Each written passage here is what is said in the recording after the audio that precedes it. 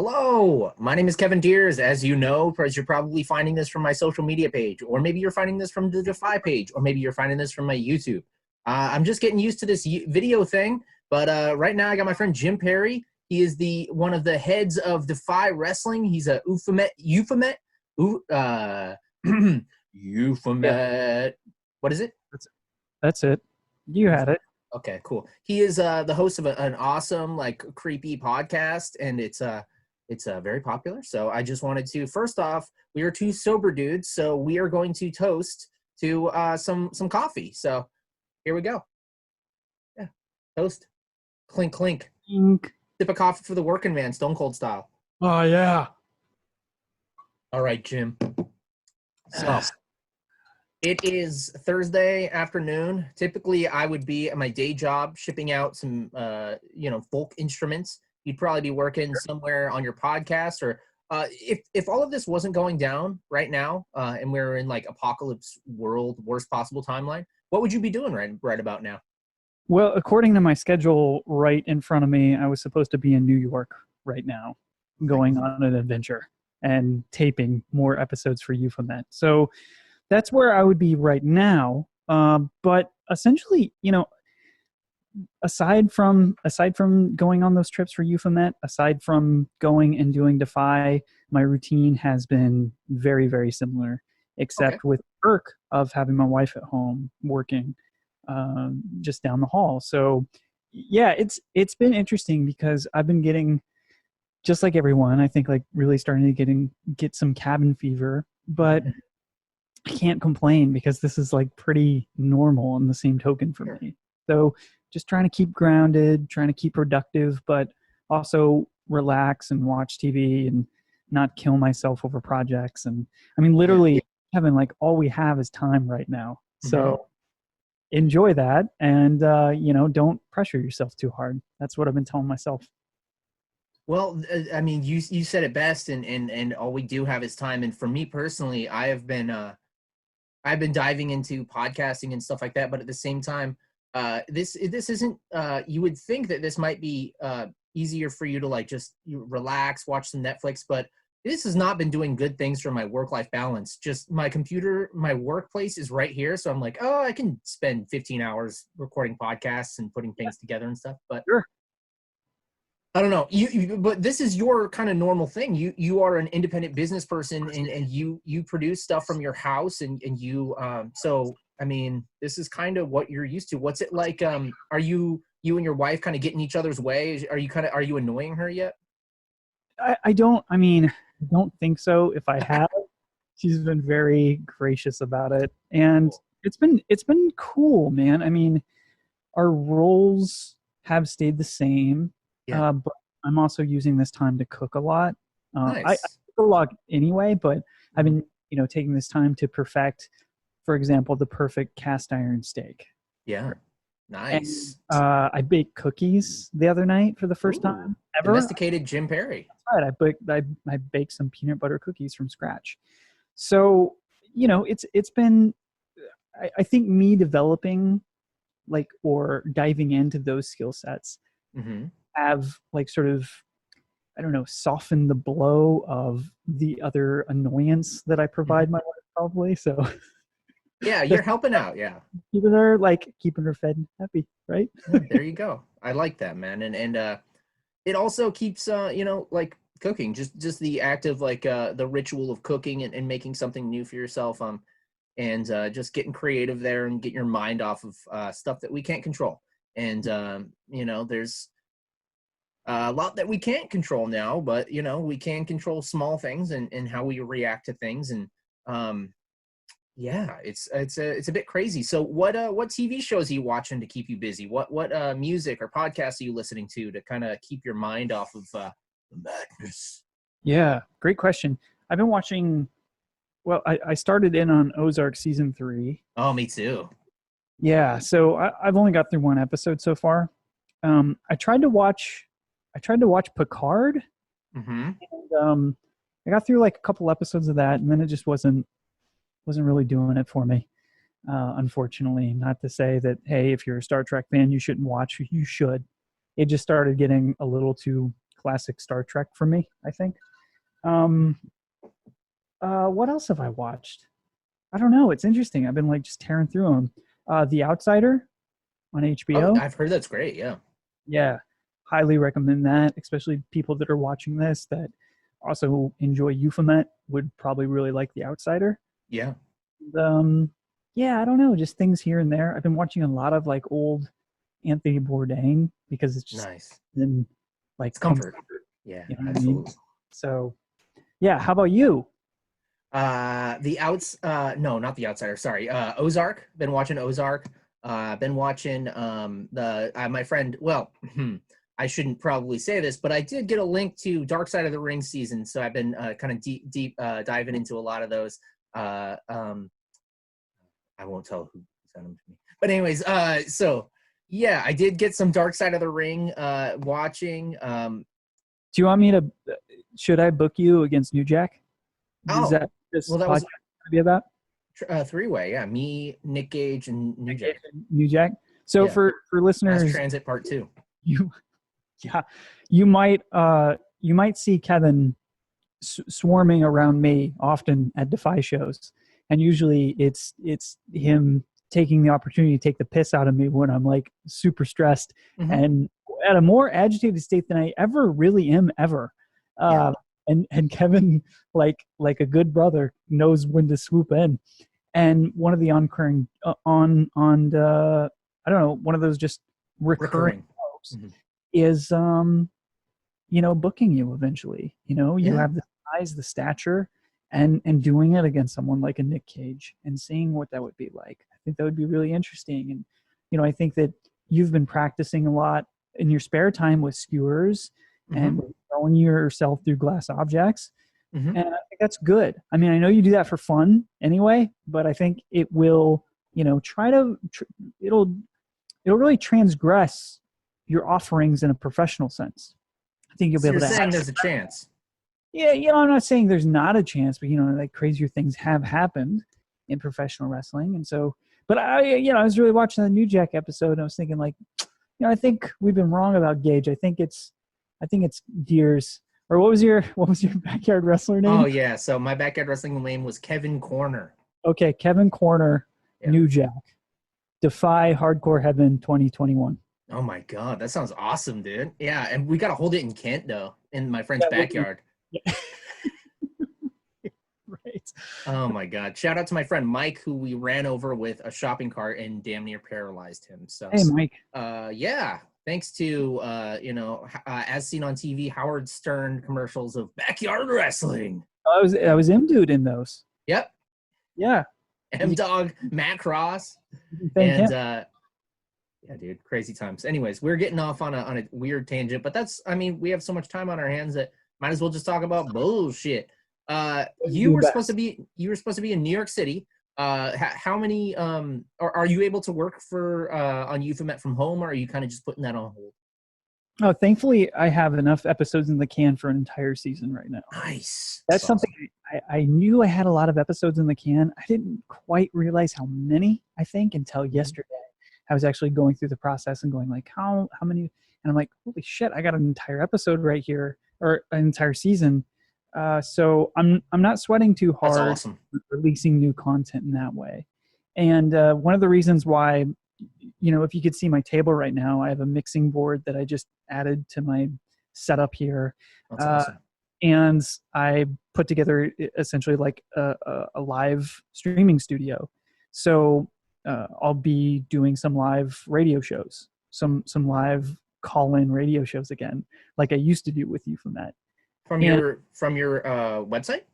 Yeah, that's right. Actually, I launched a radio station, and I don't know if I'm ready to like call it out yet because it's like I'm still testing it and I'm still getting on there and being goofy. But folks will be able to go onto this radio station I created and listen to me trying to do a live show again, in addition to just a bunch of other cool content and other collaborators and fun stuff, all within the realm of the esoteric and the metaphysical and the supernatural and more, and music and stuff like that. So I wanted to, I guess it just sort of naturally developed through my penchant for wanting to keep busy, but also for the fact that, you know, if this keeps going on for a while, and I do run out of Euphomet documentary tape, Yeah.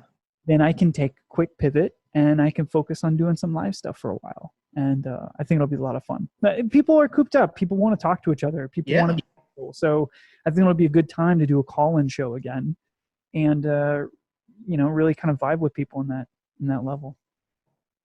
Dude, that sounds amazing. Well, we'll keep you updated on like the launch of the website and stuff. You heard it here first that he's going to do that, and I will be the first applicant to send you my resume. I would love to be involved and maybe, you know, host a live radio show online. Oh my God, that sounds so cool. I mean, you're so overqualified to do it. So Overqualified. we'll start. I'll give you my you know, income requirements and whatnot. You know. Oh, of course, of course. Awkward silence. No, yeah, definitely, dude. Let's talk about that. Handshake. So let's talk a little bit about your so anyone who's watching this because of wrestling, you might not be aware that Jim kind of has a side thing, and he has a side thing that takes a lot of his time and a lot of his attention, and is a huge part of his life, and also a huge a widely popular thing for people for that specific genre of podcasts and for radio. So when did you first start doing broadcasting? Because I know that you did it even before Euphomet. Yeah. My first real broadcasting experience was in high school. I had 2 different radio shows on competing AM radio networks in the small town that I was in. And at one time I actually had 3 different shows. I had like an hour-long Sunday morning show that involved like music and commentary, and then I had a quick 5-minute bit at the competing station, and then I had an additional radio show as well. And so broadcasting was very important to me. I was very into journalism as well. I thought for a second that if I didn't want to go into acting and filmmaking, that I would go to journalism school and learn about radio making as well. So radio in particular and broadcasting has been so important to me in my entire life. It's one of those things that I always keep coming back to, has always supplied me with endless, you know, sort of creative energy and potential. And so after that, I did start a podcast about like the first year that podcasts were even a thing. Like, okay, the primitive years, primitive years. And me and my friends did 3 episodes, nice. 3 of which that are not available anymore anywhere, and were just complete bullshit sessions.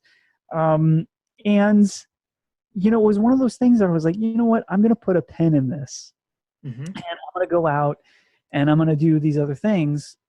But I think this is going to be something down the road, and I want to pay attention to that.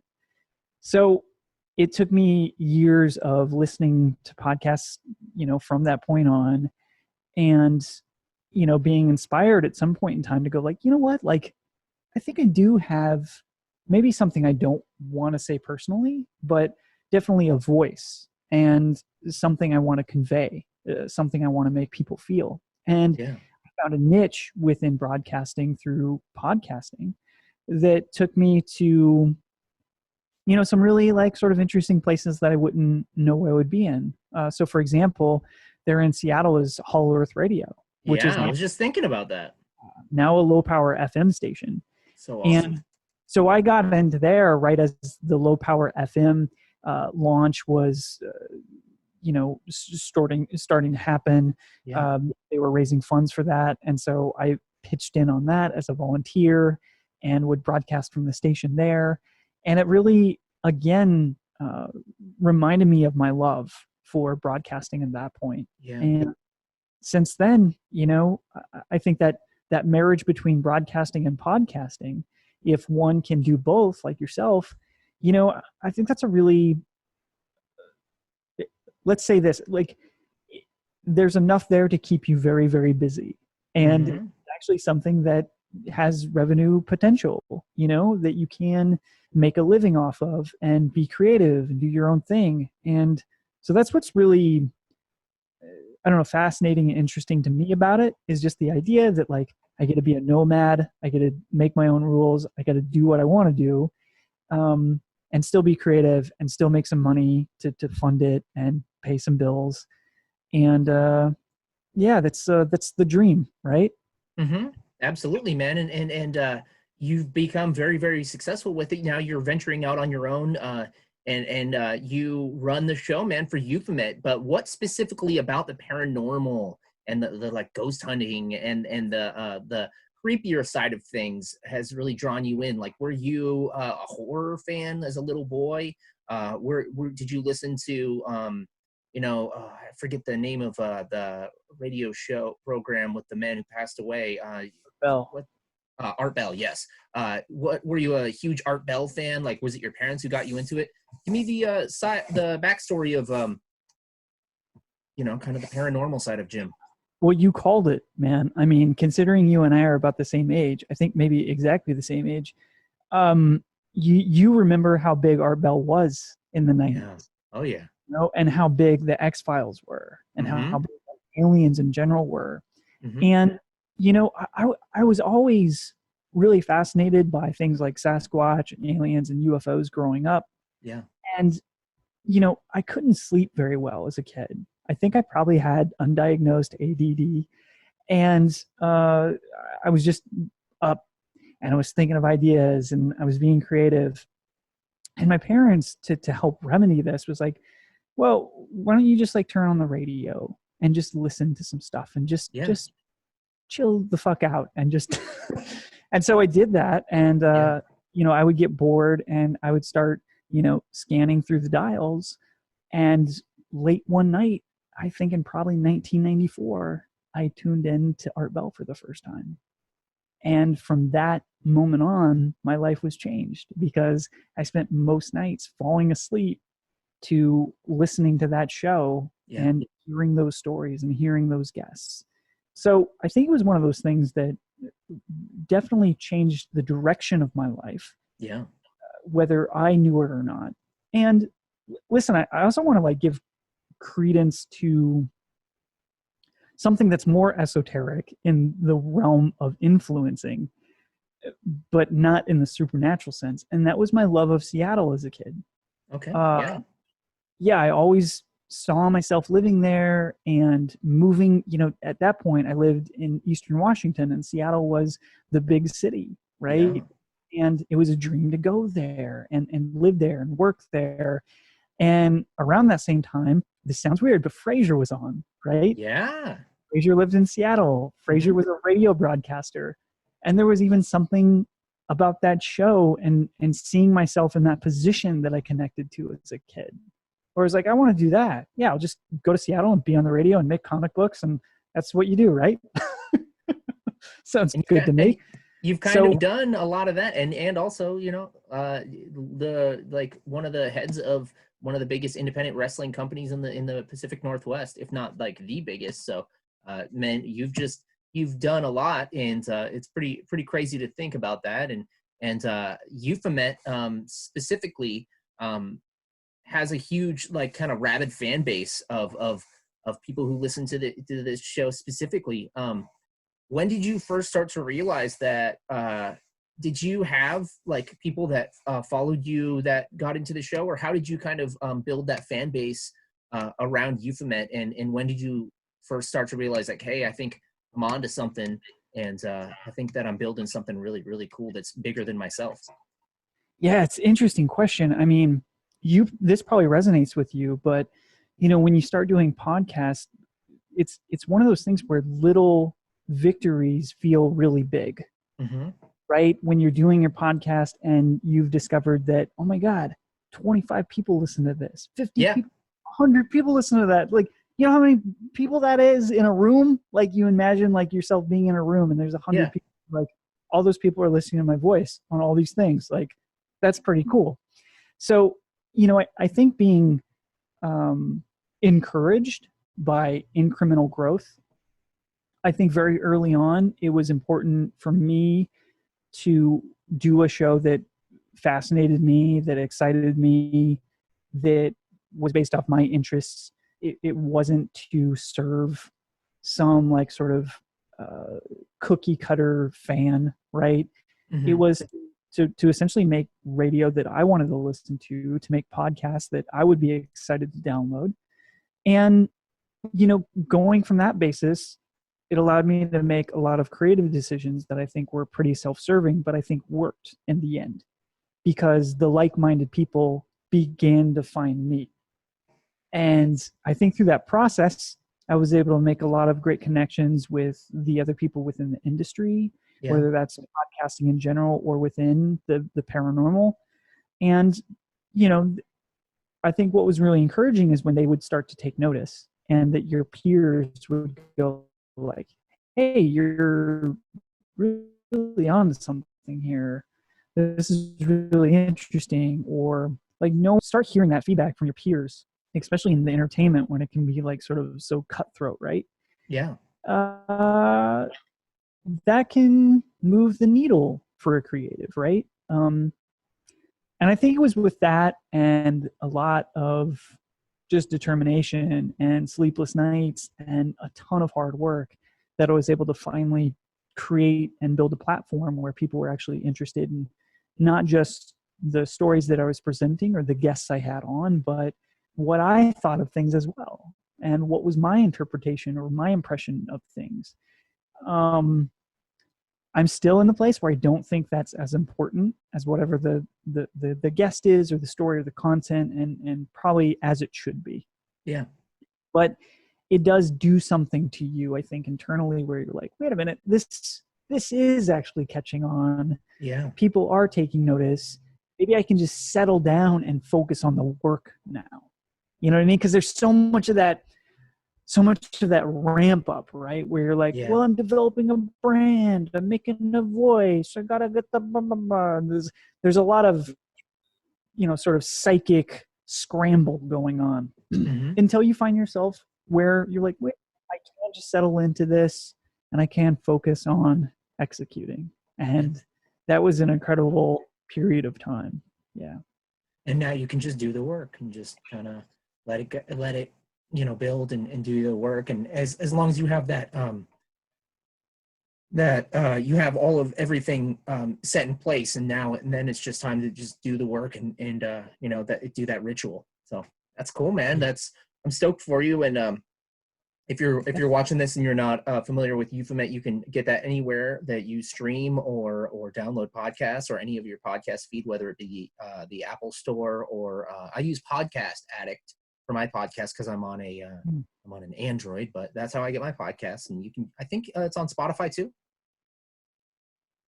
Yeah. Spotify is great. It's actually, they're one of my sponsors right now. So that's awesome. If you have, some other platform, Spotify, if you can't, encourage you to get Spotify, or at least like go on there and give me a follow. It'd be really great. So my question about that actually is interesting. Like, so how do you go from doing something on your own and then being approached to do sponsorship? Is that something that like you sign up for a company to get sponsorship? Do you have to get an agent? Do they reach out to you? Like, how does that work? Because I'm personally interested in. I don't even know. I work for a company that handles, they have ad representatives and stuff. So how do you do it on your own? Yeah. Well, how I do it now is I do everything through Anchor FM, and they're a sponsor of mine as well. Disclosure, they're also owned by Spotify. So I do everything through them. And what's great about Anchor FM, this is going to sound like an ad, but I'm just answering your question, is that based upon your show's audience, you can collect certain advertisers. They find advertisers for you, and they're dynamically inserted into all of your programming. Nice. So you're not getting paid per one show you do, you're getting paid per your entire catalog. And so because of their technology they've developed and their connections to Fortune 500 companies and even smaller companies, it's really opened a lot of doors and let a lot of money into kind of the middle class of podcast creation. So I've done everything through them. Now, I think I got a leg up because I went through the process of doing this for years and years and years and years and years before I got there. Yeah. With no advertising at all. Yeah. And I was lucky enough in 2018 to be picked up by a network. And through that network, connected me to an ad network, separate from the audio network. And this ad network started to develop like a clientele of sponsors that fit my show. So longtime sponsors like Shudder, like those guys are great. They sponsor a lot of content. And so it opened this doorway for my show to grow and to also bring sponsors along with me. That's And cool. it was a great situation, but like right now, like all of that is really accessible for anyone who wants to use Anchor. I think you immediately get an ad right away once you sign up usually.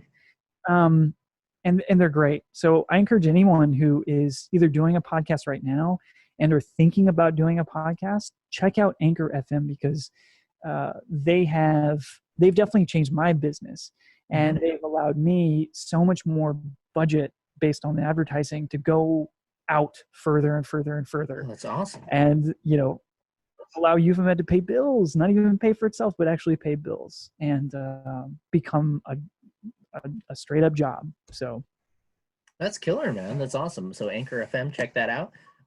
So, we're in the what would probably be the biggest week for most independent wrestling promoters. There's people that are probably boarding flights at this point and going to Tampa, Florida for what would have been WrestleMania 36 week and weekend, and companies like GCW, Black Label Pro, all these different companies descend upon one city, and they really make the revenue for their year, and they give so much exposure to so much independent wrestling talent. You've been there, I've been there to WrestleMania weekend. It's a wonderful thing to be a part of the whole WWE experience, but also as a fan and you as a promoter who can make some contacts and stuff, and just being a part of that whole atmosphere is just so invigorating. It's got to be kind of crazy to see. Obviously, DEFY has not run a show for WrestleMania weekend, and you guys have kept it Pacific Northwest based. But it's got to be crazy to see so many independent wrestlers and promoters just kind of shit out of luck at this point, dude. That's got to be pretty hard for you. It is tremendously hard. I mean, to see the amount of hardships across the board, whether it's the promoters that were involved with that or just running their own, running within their own region and having to cancel, and the amount of talent that's been affected by this. But also, let's not forget the amount of crew people that are affected by this, and venues and event organizers and concessions folks. It's across the board, the entertainment live event industry. Can we all rebound from this? Yeah, I think so. But is it going to be a challenge, and is it going to take sort of every ounce of effort? Yeah, most definitely. To most particularly to see it affect wrestling in this way is so heartbreaking, because I think we're at the point where we see the rise of independent wrestling. Yeah. Many have said, like, well, this is maybe the ceiling. This is maybe the ceiling. And it keeps rising in profile, in its relationship to its audience, and in being something that feels, I don't know, more mainstream or accepted in terms of an actual nightlife alternative for folks. I think more people are just coming to it as something great and fun to do, whether they're wrestling fans or not, which I think is. So I think we're at a really important place this year. So that's disheartening, because I felt like this Mania weekend, new stars would have been created. Yep. Those new stars that were created essentially go back through, and it's a trickle down effect, and then allow other organizations across the world to really take advantage of that, rising the career path for these individuals as well, and pushing the entire industry forward. So with that not being there, it's a little bit weird and sad in a lot of respects. But I think at the end of the day, what we're going to see is potentially the most well-organized wrestlers, crew people, organizations come through the other end. right? And have a newfound respect for their place within the business, within people's lives, within each other's lives. The ability, I think, to learn about how folks can work together, I think, is really important in this, and how fragile it all is. A reminder of how quick things can change in this world. The fact with wrestling, and this may never change, the margins are real thin on this thing. Yeah. To deliver the type of show that fans expect nowadays, which I think is appropriate. There's a lot to lose within that. Let's just say For that. Sure. Yeah. These shows are not cheap to produce, and I think the fans recognize that, and that's why fans are willing to pay the sort of ticket prices that they do. They're premium, right? Mm-hmm. And there's not a lot of a lot of pushback on that within the community. And I think that's great. I think that means there's a mutual understanding about what is at risk. There's a value equation there that people seem to understand and are behind. But I think at the end of the day, it's a good opportunity for fans to also look at it and go like, oh my God, like we are so close to losing this thing that we dearly love. And what if we did? And I think people are getting a taste of what it's like to have no wrestling. I understand that WrestleMania in some capacity is happening this weekend. Empty arena era. Yeah. And is that wrestling? Without the crowd, yeah. I don't know. It's a good. So just a heads up, our internet connection went out there a bit, but it's okay. We're continuing on. This is Jim Perry. We're talking a little bit about DEFY and the state of independent wrestling. Sorry to cut you off with that weird connection thing. We're going to try to continue on here. This is DIY, not even basement radio. This is living or bedroom, and yours is kitchen. Bedroom radio. Yeah, kitchen. Yeah. Maybe we'll just turn that into an angle or something, right? I like it. Some dastardly heel just cut off our conversation. So, I don't think so, Jim. I don't think so, bud. I'm done with my coffee. I don't have any more left. Want to pour me a glass? Cup of coffee for the worker man? Yeah. Oh, yeah, brother. So what's up with DEFY, man? You've unfortunately had to delay or postpone, cancel altogether some shows. What's the future look like? Obviously there's no real timeline for this, so we don't know. Are you kind of just playing it as it goes and seeing what needs to happen? Yeah, I mean, we really are. I mean, we have 2 shows that we have tentatively booked, right? Mm-hmm. We have a June 29th or June 27th. Oh my God. June 26th in Seattle. Nice. We have the Defiant ones tentatively scheduled. And we also have September 25th, Seattle. Grace Sasuke versus Loki. So awesome. MVP is indeed still scheduled for the Defiant ones as well with this new date. That will be an all-ages show at Washington Hall. And we're hoping that by that time period, we're good to go. But honestly, nobody knows, right? I mean, we're in the world. So we just say that with, hey, we hope that we're back in business. Mm-hmm. We have some really cool stuff planned for the summer. So there's some news you're going to be dropping tonight. If this is on Friday, I'll drop it now. Sure. Okay. If this is Friday, I can tell you that on Thursday night, we just announced Spirit of Independence tour with Progress and PCW Ultra, in which on July 30th, we'll let me look for sure. Let me look up my gimmick here. July 30th, we'll be in Los Angeles. Wow. Friday, July 31st, we'll be in Seattle. Saturday, August 1st, we'll be in Seattle. And Sunday, August 2nd, we'll be in Portland at the Crystal Ballroom. Ooh. And this is with Progress. And we'll be announcing within the weeks some other really, really incredible, incredible tour features. Yeah. Man, I haven't talked about this at all, so I'm just getting like so excited and so worked up about it. That's amazing, dude. It's one of those things that also, being tentative, we are hoping for the best, that by the end of the summer, we're ready to go with all of this. But yeah, so stay tuned for that. Tickets for that go on sale Friday, April 10th. And tickets for some of it, we're trying to delay some of the Sure. tickets to help people out so they can hopefully come to all the shows. We also, on Saturday night, Kings of Crash is going to be playing on IWTV. That's exciting, man. IWTV's the shit. Yeah, it's going to be great. It's going to be awesome.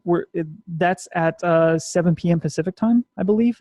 That's awesome. So we'll be competing with a night of WrestleMania, I guess. But come on, like, folks, you want to check out DEFY. You want to check out DEFY at Washington Hall in front of a uproarious crowd. I think it'll translate well to the home TV experience.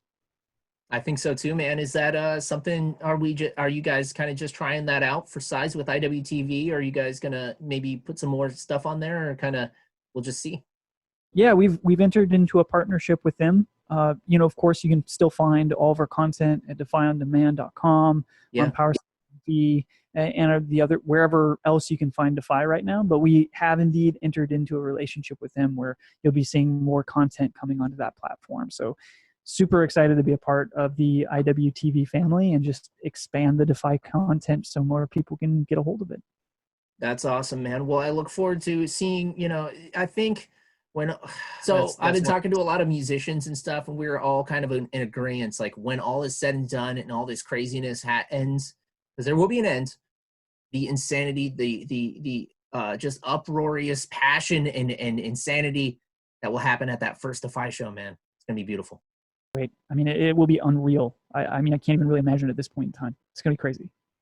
Right on, Jim. Jim, thank you so much, man. And follow DEFY, follow Euphomet, and this connection. You're a son of a bee. I love you, bro, and I'll talk to you soon, man. You too, Kevin. See you, man. Take it Thank easy. you.